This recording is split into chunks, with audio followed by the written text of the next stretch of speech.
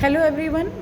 In India, there have been many mystical poets, but unfortunate thing is that mostly we study about male mystical poet, and only few female mystical poets are being read, and like Mirabai, for example. But there are some other female mystic poet who belong to Kashmir, like Habba Khatoun and Lal Ded, who are not so much read beyond Kashmir. So today I will be discussing Habba Khatoun.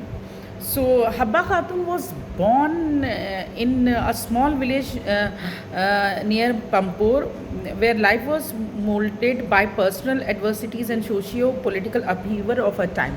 She was born in such a time where there was no great king like Janul Abidin, and there were no other great mystical poet like Nuruddin Nurani, and at that time, Kashmir was in the grip of small rulers who were trying to show their power. So she had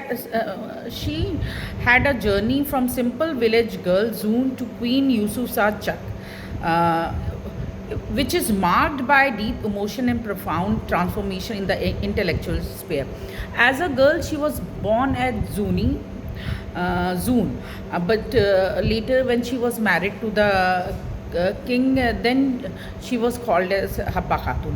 Not only does it mirror personal experience, but also carries the colossal spirit of Kashmiri culture through her poetry. So, when we discuss about Habba Khatun poetry, then we find love, devotion, and spiritual union. So, love in Habba Khatun poetry often moved beyond the material world and takes a more spiritual dimension as a force connecting the lover with the divine. The influence of Sufism can be seen in her verses as earthly love becomes a metaphor for the soul yearning to unite with the divine. It becomes a sacred path that guides the soul towards its true nature. The beloved is no longer just a human being, but the human form of the divine. So, such was her verses.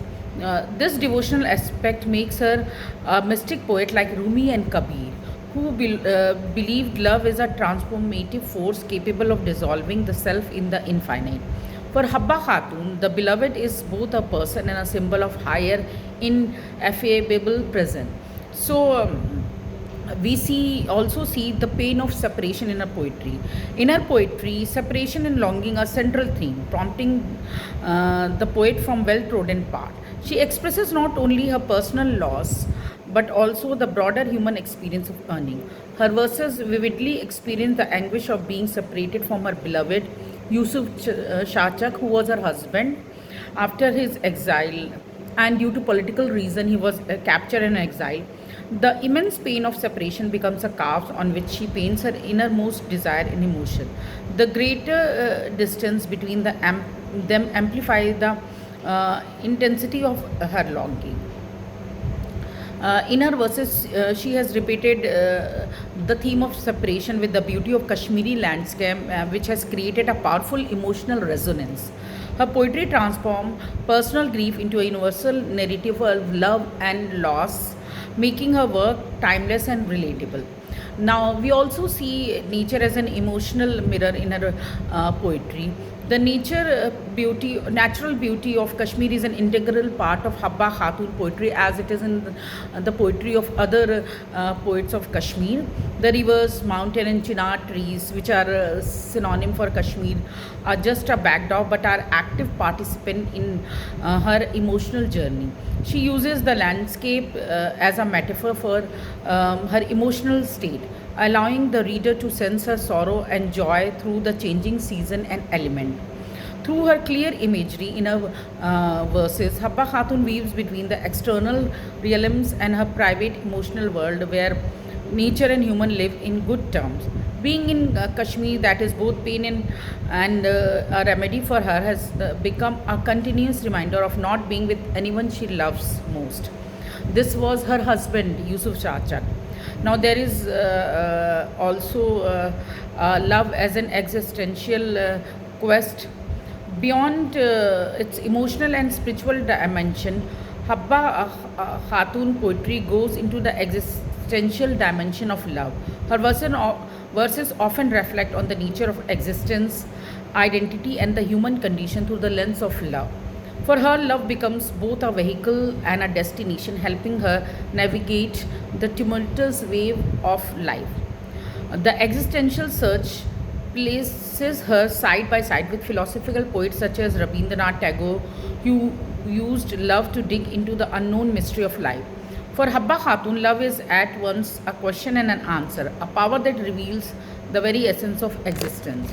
It takes her from individual self to the collective understanding of the transformative power of love. Now, love is also, she has used love as a liberation in her verses. In a society that often viewed love as a binding force, Habba Khatun redefined it as a path to liberation. Her poetry suggests that in surrendering to love, one achieves freedom from the self and the constraint of the material world.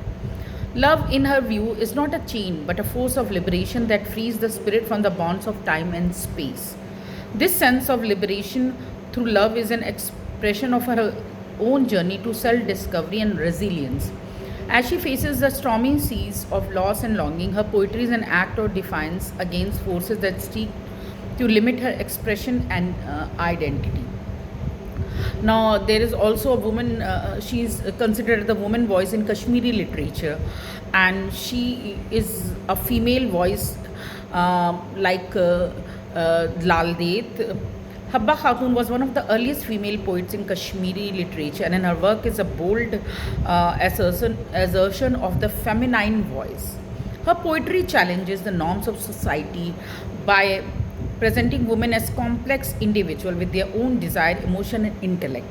At a time when women were relegated to the background in literature, her verses give voice to the silent struggle and triumph of women. She is able to talk about desire, self empowerment, and individuality through her verses.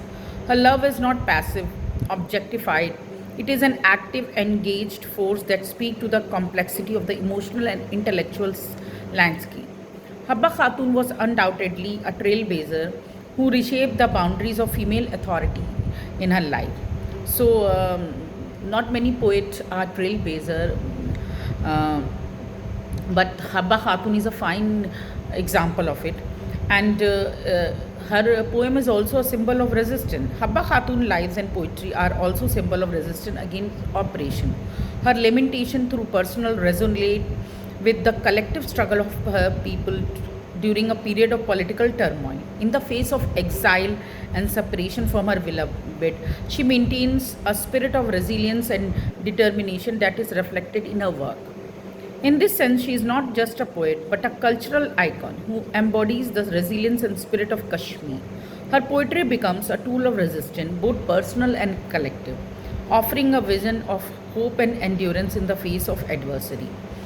Through her work, she speaks not only for herself but of people uh, and a land in turmoil. So, um, she has Habba Khatun has a place in Kashmiri literature, and she's her cultural legacy is very much respected.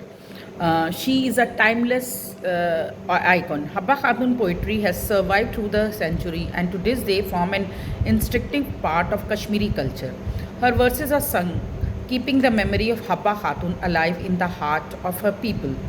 In the rich oral tradition that still exists in the region, her work is being passed down from generation to generation, ensuring her continued relevance in the cultural life of Kashmir. Her influence is not limited to literature alone, but inspire artists, musicians, and filmmakers who continue to draw from her work.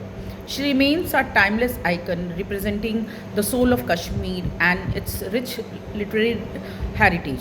Over time, her persona has evolved from that of a simple poet to a symbol of cultural pride for the Kashmiri people, invoking deep reverence for her spirit of resilience and creativity.